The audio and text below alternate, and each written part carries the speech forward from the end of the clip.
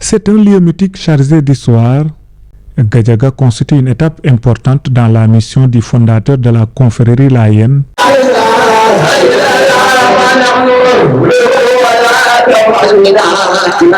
Tout envoyé a dû faire un exil.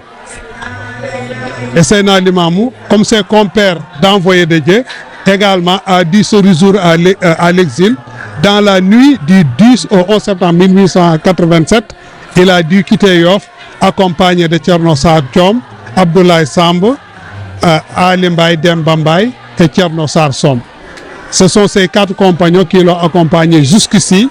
Arrivé sur ce lieu, il leur a dit que le bon Dieu lui a recommandé d'observer le jeûne. C'est exactement dans la nuit du 10 au 11 septembre que Seydina Limamou Laye s'était exilé ici en 1887, avant d'être arrêté et interné à Gorée par les colons français.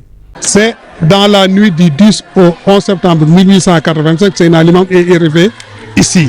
Et c'est le 14 septembre 1887 que les colons français l'ont trouvé ici et l'ont arrêté pour l'interner à Golé pendant 3 mois. C'est un lieu historique, mais aussi c'est un lieu mythique, parce que c'est Dieu qui lui a montré ça. Parce que quand il était arrivé ici, il marchait.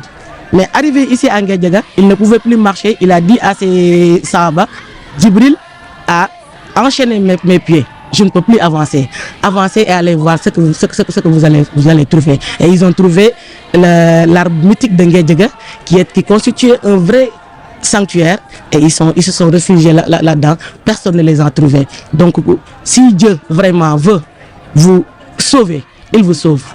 Donc nous sommes sous la pagne d'Allah subhanahu wa ta'ala, comme Seydina Limamou était sous la pagne de ce Seigneur, et il y croyait fermement.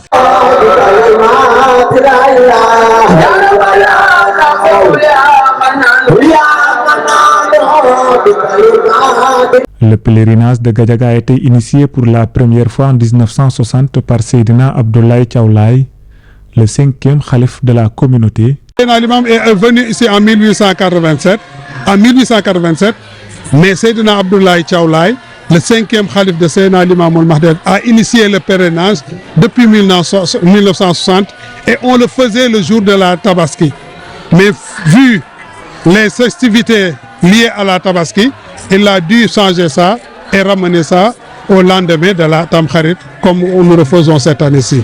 Dérivé d'un arbuste appelé Gadj en Wolof, Gadiaga est devenu aujourd'hui un passage obligé pour les fidèles laïens. Le site est devenu un espace de prière et un lieu de réconciliation avec le Seigneur.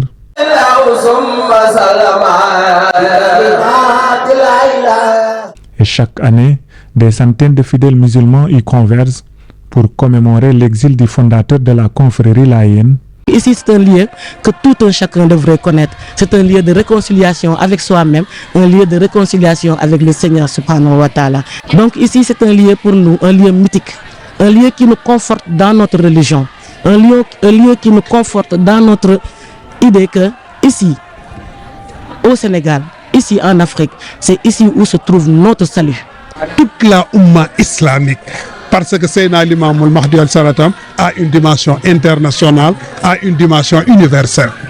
Donc c'est un lieu de rassemblement pour la Oumma islamique, mais particulièrement la communauté laïenne. Pour cette année, la commémoration du pèlerinage de Gadiaga est placée sous le sceau de la paix dans ce contexte préélectoral. La particularité est liée au contexte que vit le pays. C'est pourquoi on a retenu comme thème Seydina Limamou alayhi salatu wa salam, précurseur de la paix et de la non-violence, qui constitue le thème de cette année. Pourquoi? Parce que Seydina Limamou, quand les colons l'ont arrêté et l'ont interné à Gorée, à l'issue d'un jugement, on l'a décerné un non-lieu, les colons l'avaient demandé: qu'allons-nous faire de tes adversaires? Il leur a répondu que je les ai pardonnés comme le bon Dieu nous le recommande.